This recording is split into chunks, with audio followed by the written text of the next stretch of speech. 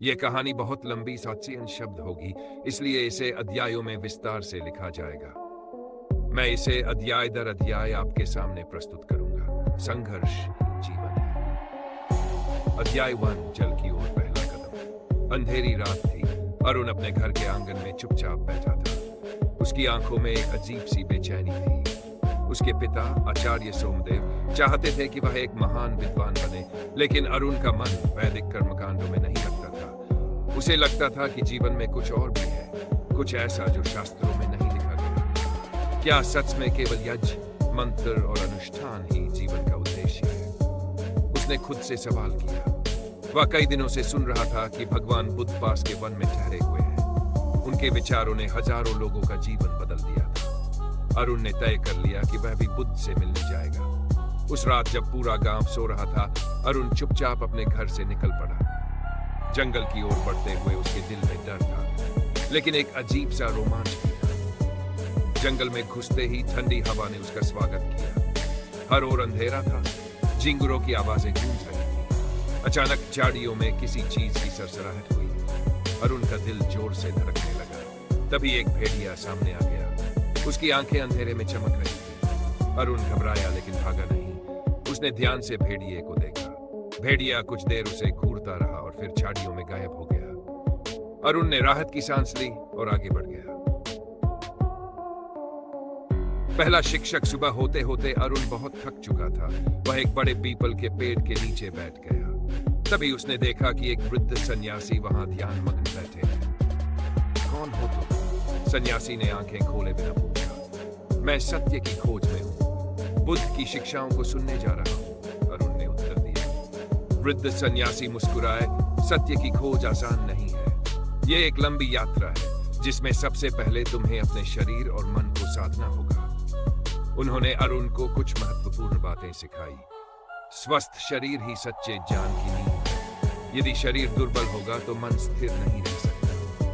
संयम और अनुशासन के बिना कुछ भी संभव नहीं। भोजन केवल पेट भरने के लिए नहीं, बल्कि जीवन शक्ति बढ़ाने के लिए होना चाहिए। तुम बुद्ध के पास जा सकते हो, लेकिन पहले अपने शरीर को सशक्त बनाओ। जंगल की कठिनाइयों का सामना करो, तभी तुम सच्चा ज्ञान प्राप्त कर पाओगे। अरुण ने उन सन्यासी को प्रणाम किया और आगे बढ़ गया। अध्याय 3, बुद्ध का साक्षात्कार।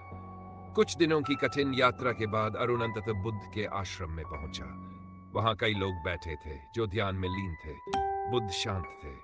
उनके चेहरे पर दिव्य तेज था।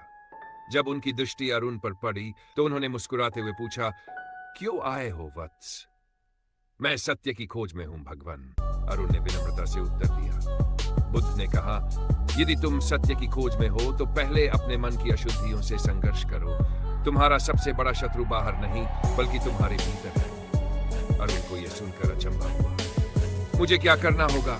उसने पूछा। बुद्ध ने उसे ध्यान करने और अपने भीतर झांकने का निर्देश दिया। अध्याय 4, भीतर का संघर्ष। ध्यान लगाना आसान नहीं था। अरुण का मन हर समय इधर उधर भागता।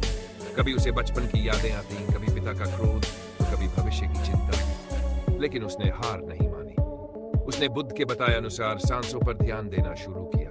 धीरे धीरे वह शांत होने लगा। एक दिन ध्यान करते हुए उसे अपने भीतर एक डर महसूस हुआ, असफलता का डर। बुद्ध ने समझाया, डर केवल एक विचार है। इसे पहचानो और इसे जाने दो। जब तुम अपने डर से मुक्त हो जाओगे, तभी तुम सच्ची शांति को अनुभव करोगे।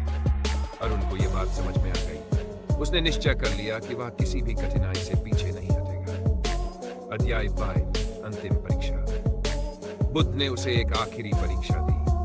उन्होंने कहा, तुम्हें गांव लौटकर अपने पिता का सामना करना होगा और उनके क्रोध को सहन करना होगा। यदि तुम क्रोधित हुए तो समझ लेना कि तुम्हारा मन अभी भी अशांत है।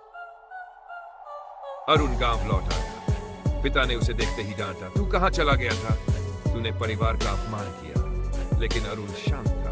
उसने कुछ नहीं कहा, केवल मुस्कुराया। पिता ने देखा कि अरुण अब पहले जैसा नहीं रहा। सच में बदल गया है। तूने मुझे भी सिखा दिया कि सच्ची शांति बाहर नहीं, भीतर है। अध्याय 6, विजय की अनुभूति। अरुण ने महसूस किया कि संघर्ष ही जीवन का दूसरा नाम है। जिसने संघर्ष को स्वीकार कर लिया, वही जीवन को समझ सकता है। अब वह न केवल स्वयं को बदल चुका था, बल्कि दूसरों के लिए भी एक प्रेरणा बन चुका था। उसने बुद्ध के मार्ग पर चलने का निश्चय कर लिया और संन्यास ग्रहण कर लिया। वन संघर्ष के बिना जान अधूरा है। मन को जीतना सबसे बड़ा